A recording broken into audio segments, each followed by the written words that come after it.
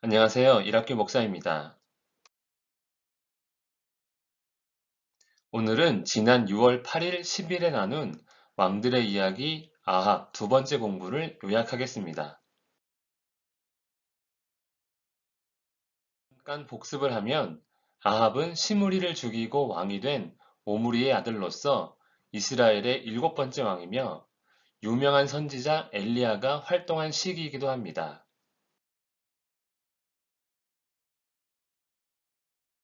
아합은 유다 아사 38년에 왕이 되었고 22년간 다스렸습니다.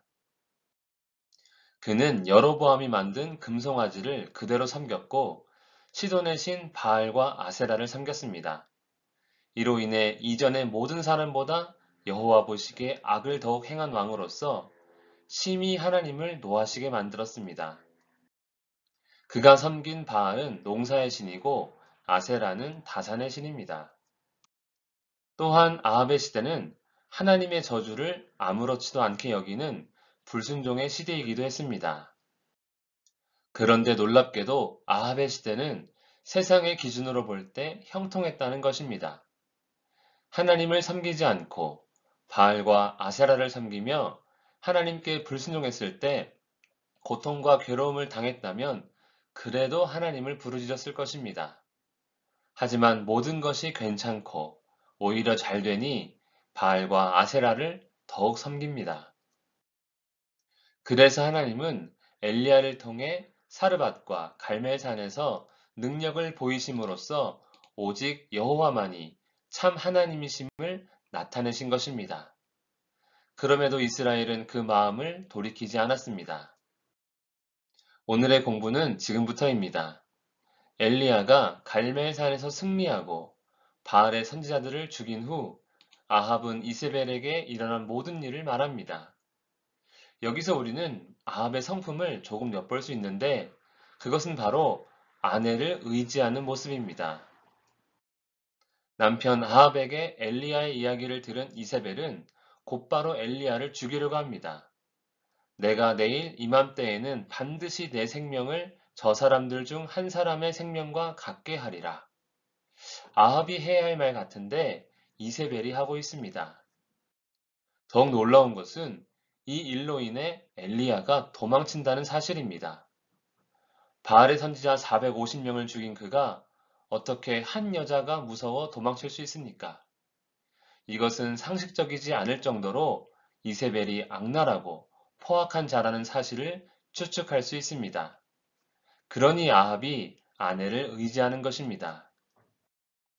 그렇게 이세벨을 피해 40일 도망친 엘리야는 호렙산, 곧 신의 산에 도착합니다.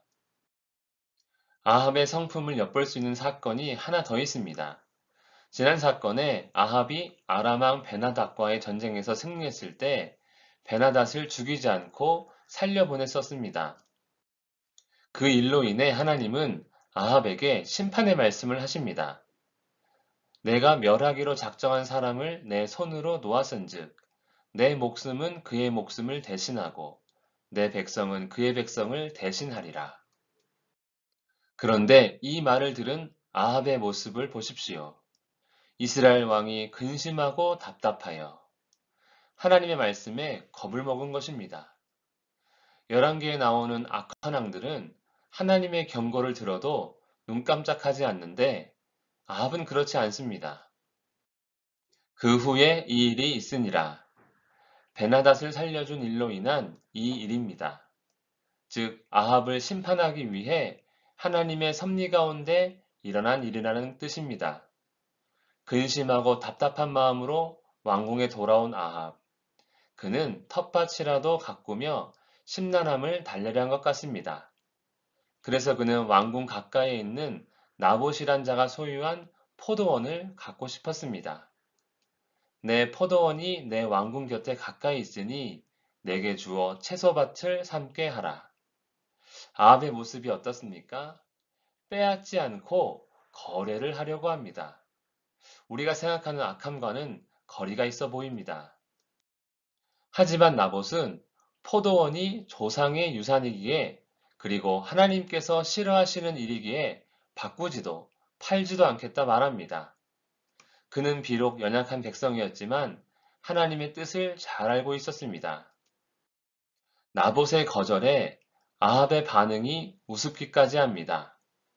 아합이 근심하고 답답하여 왕궁으로 돌아와 침상에 누워 얼굴을 돌리고 식사를 아니하니 왕의 모습이라고 하기에는 좀 그렇습니다. 그는 지금 삐진 것입니다. 삐진 아이는 누가 봐주기를, 달래주기를 기다리는데 아합은 어떨까요? 아합은 자기 아내 이세벨이 알아주기를 기다렸던 것 같습니다. 그의 아내 이세벨이 그에게 나와 이르되 왕의 마음에 무엇을 근심하여 식사를 아니하나이까?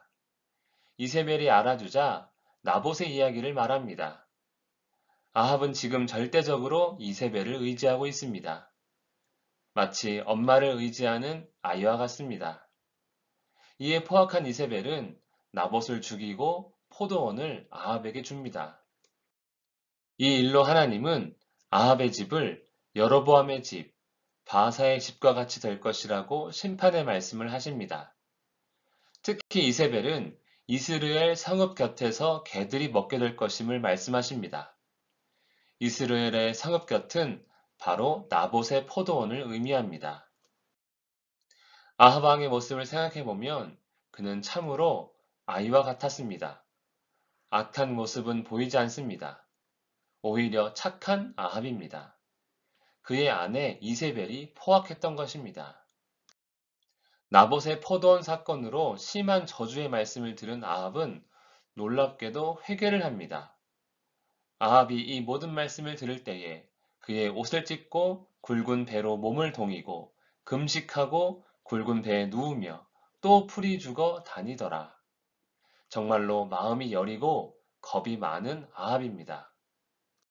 신기한 것은 아합의 회개에 하나님께서 아합 집에 행할 심판을 늦추시겠다고 하신 사실입니다.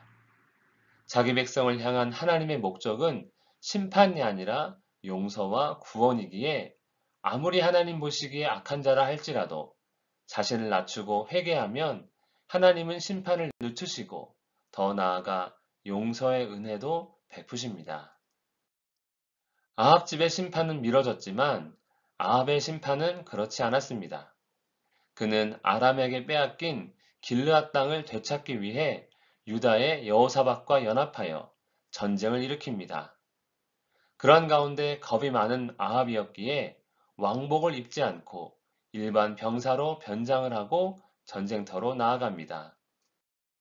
요단강 동편, 길르앗과 바산이 아람에게 빼앗긴 땅입니다. 아합은 참으로 어이없게 죽게 됩니다.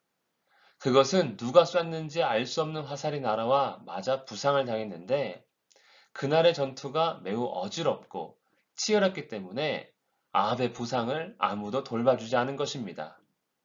그로 인해 부상이 점점 심해져 죽었습니다.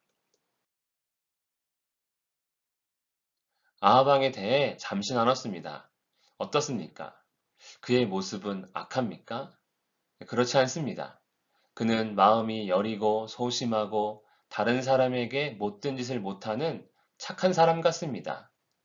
그런데 왜 하나님은 악하다 하신 것입니까? 의롭지 않기 때문입니다. 착함의 반대가 악이 아니라 의의 반대가 악입니다. 그의 인간성이 아무리 착한 것 같아도 금송아지를 섬기고 바알과 아세라를 섬겼기에 심히 악한 것입니다. 여러분, 착한 것이 아니라 의로운 것이 중요합니다. 기도하겠습니다. 살아계신 하나님 아버지, 오늘도 예수 그리스도의 보혈을 의지합니다. 우리를 정결케 하시고 의롭게 하여 주시옵소서. 예수님 이름으로 기도합니다. 아멘.